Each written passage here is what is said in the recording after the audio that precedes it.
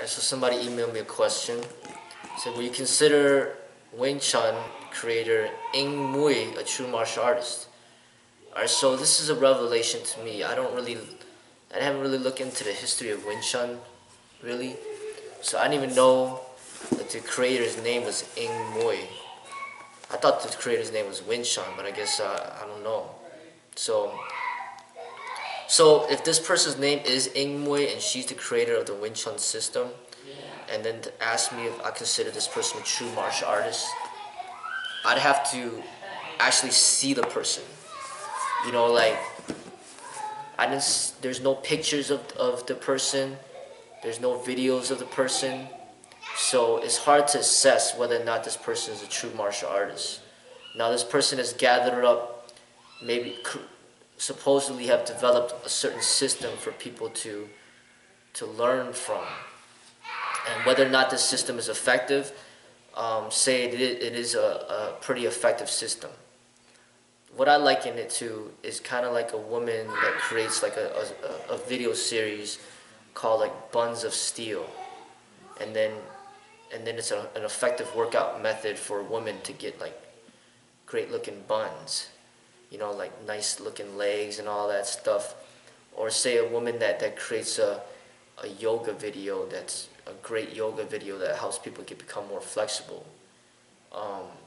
That would make sense, you know what I'm saying? Like a woman that makes a yoga video, a woman that makes a Buns of Steel video. But as far as a woman that creates a system, you know, of martial art, I think that the system would be designed primarily for women and not men.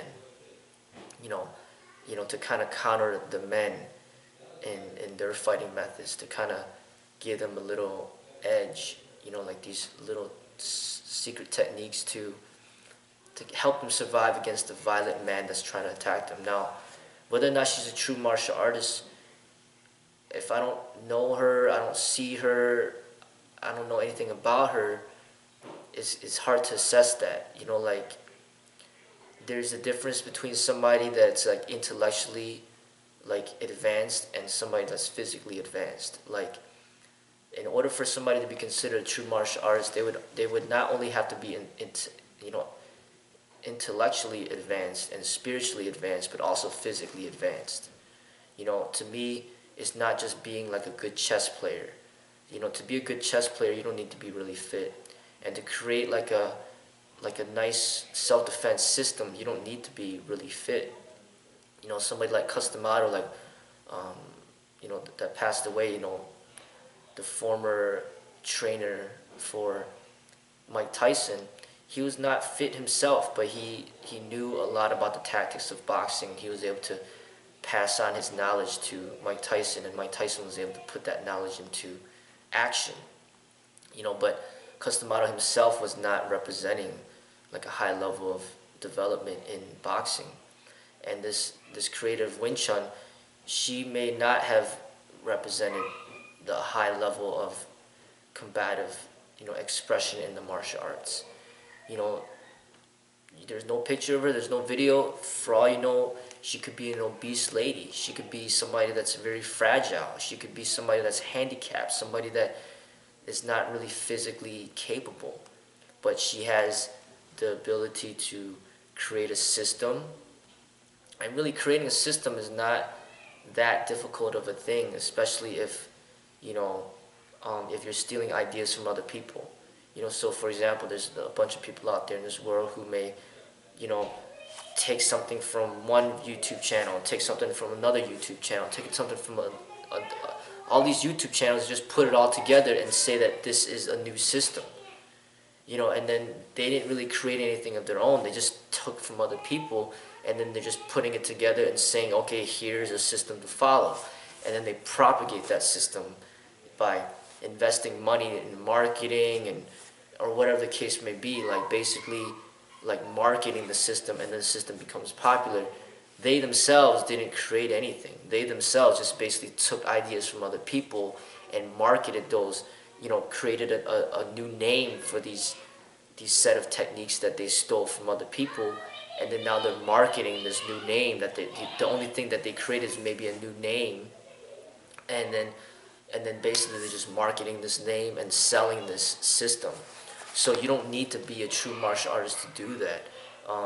You got a lot of thieves out there, a lot of, you know, business people out there, a lot of corrupted people out there, a lot of like copyright violations out there, a lot of, you know, a lot of people out there that steal ideas from other people and then profit off of it. You know, so it's like basically taking, having all these books and just stealing, you know, quotes from all these different books and then profiting off your collection of quotes, you know, which a lot of people do. You know, so this Wing Chun person, this person that created this system, is not necessarily a true martial artist. I mean, a true martial artist to me, there needs to be the spiritual, and I know absolutely nothing about the spiritual, whether or not this person has that aspect of the martial arts, that understanding, and I have no I have no idea if this person had a physical development in the martial arts. So I can't say that she's a true martial artist.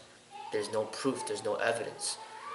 But as far as like Bruce Lee is concerned, he's a living example of a true martial artist. He represented the physical, he represented the combative, and the intelligence, and he represented the spirit. He had all of it, and that's like living proof. You see the videos. I didn't meet him in person, but I saw the videos, I read his books. You know that this guy is the real thing. You know, same thing with Jet Li and Tony Jaa. But even Jackie Chan, I don't consider Jackie Chan a true martial artist. I don't consider Steven Seagal a true martial artist. You know, I mean, Van Damme, I don't consider him a true martial artist. I mean, there's people, but that's my subjective view. You know, everybody's gonna have their interpretation of what they think is real, what they think is fake. But I guess my standards and my expectations are, I expect more than the average person. That's just how I am. You know, I don't really consider much of anybody a true martial artist unless they get to Bruce's level or above, or at least close to it. You know, if they can't even get close to Bruce, they're nothing to me. They're just an average person. You know, that's the way that I view it. You know, but as far as this creator of this system, there's a bunch of people out there that have created many different things and it's become successful businesses. So this Wing Chun system may be considered like a successful business, and a woman is like a woman that creates a successful business. Like, say a woman created, like, you know, a nice look gym. Like, say she created like the export, you know, and she owns all these export locations, but doesn't mean that she's fit herself. It just means that she's good at managing businesses and she knows how to, you know, market and promote and make money. Doesn't mean that she's fit herself though. You know, or like a woman that owns like a lot of like restaurants that are promoting healthy food. It doesn't necessarily mean that she's healthy herself. It's just that she knows how to market and promote, make money and profit off of her ideas. And so there's a lot of successful businesses out there that could be owned and governed by women. But as far as, you know, the physical aspect and the spiritual aspect, you just don't know. There's not even any books out there that's written by Wing Chun, as far as I know, or like this creator of Wing Chun, as far as I know. It's like there's really nothing to go by. So I can't really say that she's a true martial artist because I don't have the information.